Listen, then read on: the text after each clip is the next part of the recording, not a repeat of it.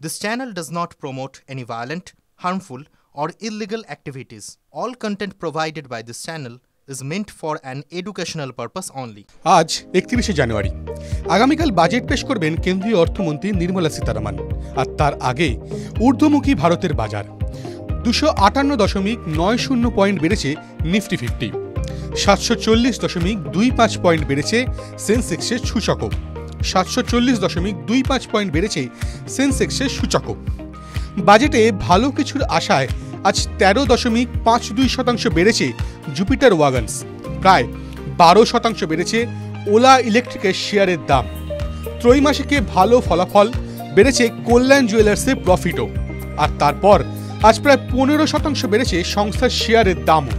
এই ত্রৈমাসিকে প্রফিট প্রায় ডাবল হওয়ার পর আজ আপার সার্কিট হিট করল সুজলান এনার্জির শেয়ারের দাম। আজ বাড়ল যারা। 1 ফেব্রুয়ারি বাজেট, তার আগে আজ ভালো খবরের আশায় 260 পয়েন্ট বাড়ল নিফটি 50, সর্বোচ্চ 20% বাড়ল গুলশান পলিওলস।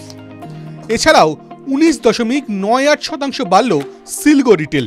এছাড়াও সিন্ধু ট্রেড লিঙ্কস, পোকার্ন, সাসকেন টেকনোলজিসের শেয়ারের দামও বেড়েছে। আজ পড়ল যারা। আজ সর্বোচ্চ 12.62% পড়েছে দে নোরা ইন্ডিয়া লিমিটেড। এছাড়াও পড়েছে জেআইটিএফ, ইনফ্রালজিটিক্স, ভাক্রাঙ্গি লিমিটেড, ওয়ার্লপুল ইন্ডিয়া, মোক্স অর্নামেন্টসের শেয়ারের দাম। বাজারের টুকরো খবর। আজ শেয়ার প্রতি 2 টাকা 50 পয়সার ডিভিডেন্ড দিয়েছে শ্রীরাম ফাইন্যান্স। শেয়ার প্রতি 5 টাকা ডিভিডেন্ড দিয়েছে মতিলাল অসওয়াল। শেয়ার প্রতি 20 টাকা ডিভিডেন্ড দিয়েছে পারসিস্টেন্ট সিস্টেমস। শেয়ার প্রতি 5 টাকা 60 পয়সা ডিভিডেন্ড দিয়েছে কোল ইন্ডিয়া। শেয়ার প্রতি 1 টাকা 90 পয়সা ডিভিডেন্ড দিয়েছে রাইটস। আজ ত্রৈমাসিক ফলাফল প্রকাশ হয়েছে একাধিক সংস্থার, যার মধ্যে এলআইসি হাউজিং ফাইন্যান্স ও ONGC, Nestle, Texmaco, Infra, Cholamandalam Invest, Vadilal Enterprise, Vadilal Industries, Poonawalla Fincorp, Sun Pharma, Marico, Gujarat Mineral Development Corporation, IndusInd Bank, Mahindra Life Space, Punjab National Bank, Karnataka Bank, Dhani Services, Texmaco Rail, Bandhan Bank, Nuvama Wealth, Vishal Mega Mart উল্লেখযোগ্য।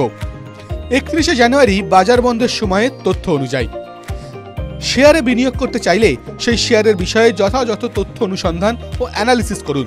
এই ভিডিও শুধুমাত্র শিক্ষাগত উদ্দেশ্যে। TV9 বাংলা বিনিয়োগের কোনো উপদেশ দেয় না।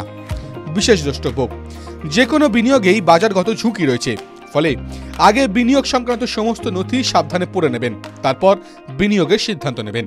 TV9 Bangla digital.